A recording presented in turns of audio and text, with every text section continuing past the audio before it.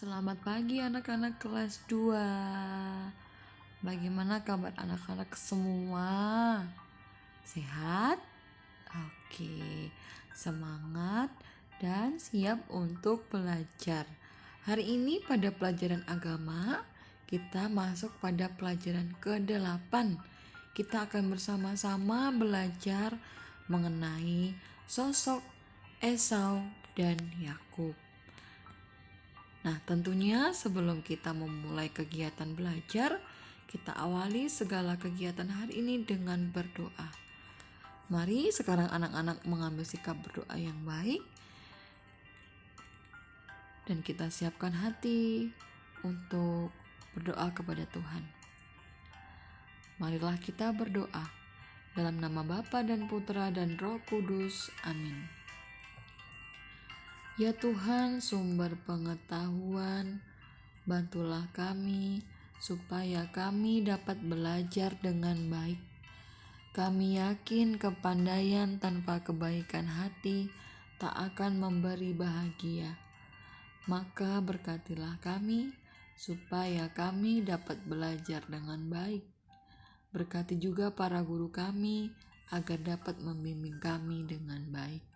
Amin. Dalam nama Bapa dan Putra dan Roh Kudus. Amin. Oke anak-anak, hari ini Bu Febri akan mengajak anak-anak semua belajar mengenai kisah Esau dan Yakub. Nah, sebelum kita mengulas kembali tentang bagaimana kehidupan sosok Esau dan Yakub, nah tentunya memiliki kaitannya dalam kehidupan kita sehari-hari. Nah, juara prestasi istimewa ini seringkali kita harapkan dalam kehidupan kita sehari-hari. Siapa di sini yang ingin mendapat juara kelas? Siapa di sini yang ingin mendapatkan juara dalam lomba? Nah, tentunya menjadi juara kelas itu membutuhkan usaha. Berusaha untuk menjadi juara di berbagai perlombaan dengan semangat juang yang tinggi. Lalu naik kelas dengan nilai rapot yang istimewa. Lalu juara lomba. Juara lomba itu bisa diraih jika ada usaha, menjadi pemimpin yang cakap dan bijaksana untuk kebaikan banyak orang. Untuk meraih prestasi istimewa, orang tentunya harus memiliki keinginan yang kuat untuk berusaha, berlatih, bekerja keras, dan tidak mudah putus asa jika mengalami kesulitan. Nah, dalam kisah Esau dan Yakub, seperti dikisahkan bagaimana Yakub yang begitu keinginannya untuk mendapatkan hak anak sulung. Dia berusaha dan akhirnya berhasil mendapatkan hak anak sulung dari Esau kakaknya. Mengapa hak kesulungan itu sungguh didambakan bagi anak-anak pada zaman Yakub dan Esau dulu. Dengan hak sulung itu, Yakub mendapatkan hak istimewa di dalam keluarganya. Nah, hal itu bisa terjadi karena ada berkat Tuhan yang diyakini turun dari orang tua melalui ayah mereka, yakni Ishak, kepada anak sulungnya Esau yang kini menjadi milik Yakub. Nah, dari kisah Esau dan Yakub ini kita bisa belajar bersama-sama bagaimana Yakub berjuang meraih atau mendapatkan hak kesulungan. Hak kesulungan yang dianggap sebagai sebuah berkat istimewa yang diyakini bahwa hak kesulungan atau berkat itu dari Tuhan, tetapi diberikan melalui orang tua, yakni ayah.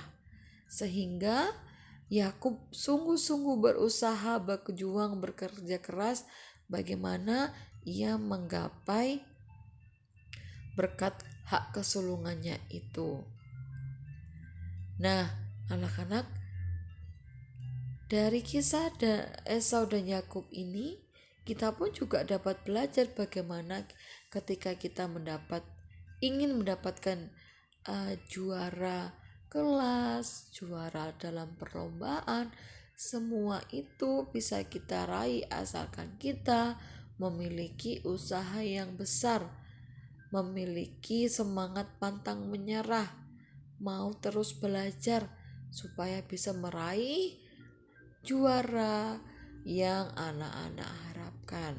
Nah, sekarang kita simak video berikut ini mengenai kisah Yakub dan Esau.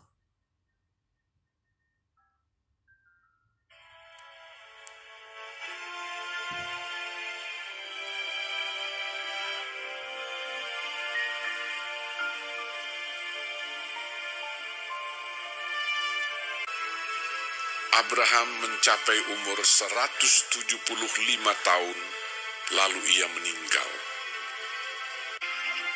Setelah Abraham mati, Allah memberkati Ishak, anaknya itu, dan Ishak diam dekat sumur Lahai Roi. Dan Ishak berumur 40 tahun ketika Ribka, anak Betuel, saudara perempuan Laban, orang Aram itu, diambilnya istrinya. Berdoalah Ishak kepada Tuhan untuk istrinya, sebab istrinya itu mandul. Tuhan mengabulkan doanya, sehingga Ribka istrinya itu mengandung. Tetapi anak-anaknya bertolak-tolakan di dalam rahimnya, dan ia pergi meminta petunjuk kepada Tuhan.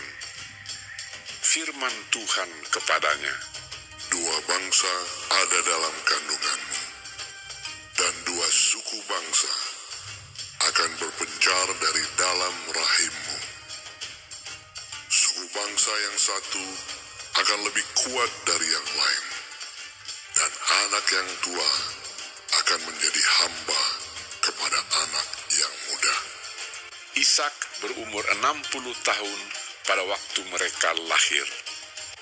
Memang anak kembar yang di dalam kandungannya. Keluarlah yang pertama, warnanya merah. Seluruh tubuhnya seperti jubah berbulu. Ia dinamai Esau. Keluarlah adiknya. Tangannya memegang tumit Esau. Ia dinamai Yakub.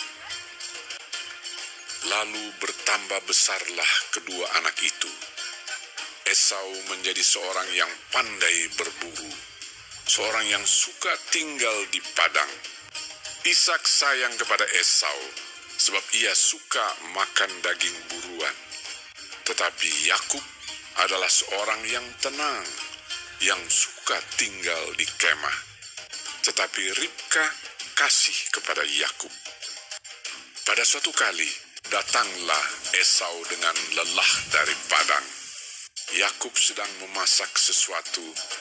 Kata Esau kepada Yakub, "Berikanlah kiranya aku menghirup sedikit dari yang merah-merah itu, karena aku lelah." Tetapi kata Yakub, "Jualah dahulu kepadaku hak kesulunganmu. Bersumpahlah dahulu kepadaku." maka bersumpahlah ia kepada Yakub, dan dijualnyalah hak kesulungannya kepadanya. "Sebentar lagi aku akan mati. Apakah gunanya bagiku hak kesulungan itu?"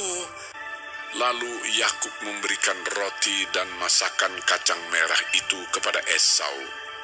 Ia makan dan minum, lalu berdiri dan pergi. Demikianlah Esau memandang ringan hak kesulungan itu.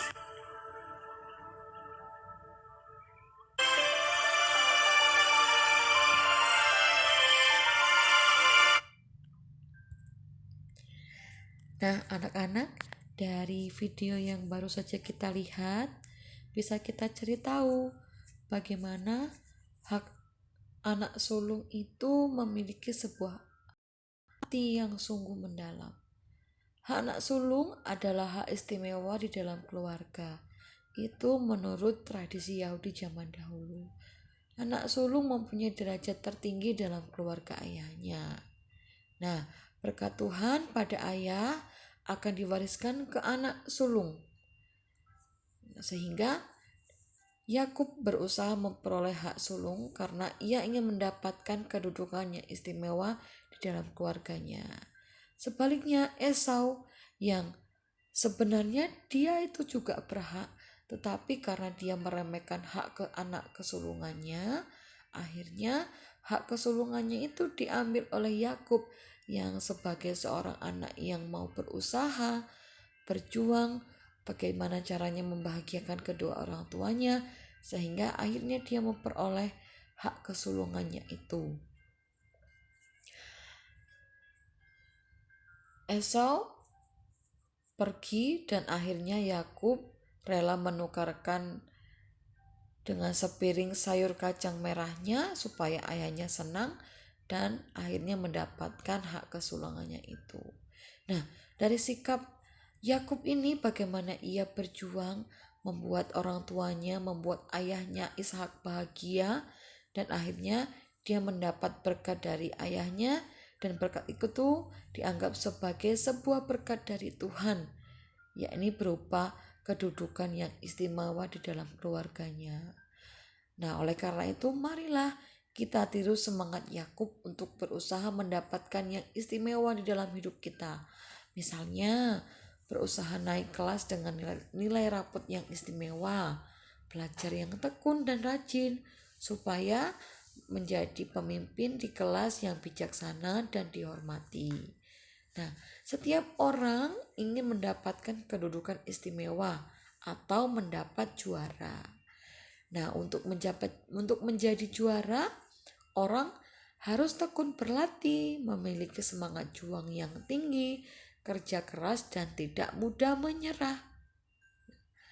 Jika kita menjadi anak yang pantang menyerah, mau berusaha kerja keras, Tuhan sungguh memberkati anak-anak. Tuhan memberkati anak-anak yang berjuang untuk mendapatkan hasil istimewa dan tentunya menjadi juara. Sama seperti anak-anak nanti, mengapa anak-anak harus sekolah, mengapa anak-anak harus belajar, supaya kehidupan anak-anak nanti menjadi lebih baik, terarah, dan pasti tentunya anak-anak memiliki sebuah cita-cita. Nah, untuk bisa menggapai cita-cita itu tentunya butuh belajar, butuh bekerja keras, berusaha, pantang menyerah. Begitu ya anak-anak, sikap yang dapat kita teladani dari Yakub, bagaimana mau berjuang dan berusaha untuk mendapatkan hak kesulungannya. Nah, itu kalau dari kisah Yakub. Nah, kalau dalam kehidupan kita, bagaimana kita berjuang menggapai cita-cita, semua itu tentunya membutuhkan perjuangan. Bagaimana kita bisa mendapat juara kelas, bagaimana kita bisa mendapat juara dalam perlombaan, tentunya semua itu membutuhkan perjuangan, proses usaha yang besar, dan juga sikap pantang menyerah. Baik, sesuai dengan penjelasan materi hari ini, bagaimana perjuangan Yakub meraih atau mendapatkan hak istimewanya itu, lalu kita sambungkan dalam kehidupan kita, bagaimana kita berusaha menggapai cita-cita. Sekarang Ibu Febri meminta anak-anak sebagai tugas agama untuk membuat gambar tentang cita-cita anak-anak pada buku. Nah, sebagai contoh, gambar polisi, mungkin ada yang ingin jadi polisi, ada yang ingin menjadi dokter, ada yang ingin menjadi perawat, ada yang ingin menjadi tentara, ada yang ingin menjadi guru, dan lain sebagainya. Nah, silakan anak-anak gambarkan cita-cita anak-anak pada buku, kemudian diwarnai sekreatif mungkin. Nah, jika sudah selesai, silakan difoto, lalu dikirim di classroom. Jangan lupa dikerjakan hari ini supaya mendapat nilai. Nah, jika anak-anak ingin mendapatkan nilai yang baik, tentunya harus berusaha dengan cara mengerjakan tugas hari ini. Baik, untuk pelajaran agama hari ini sudah selesai. Jangan lupa anak-anak tetap jaga kesehatan. Sampai bertemu nanti dengan Ibu Febri pada pertemuan berikutnya. Terima kasih, Tuhan memberkati.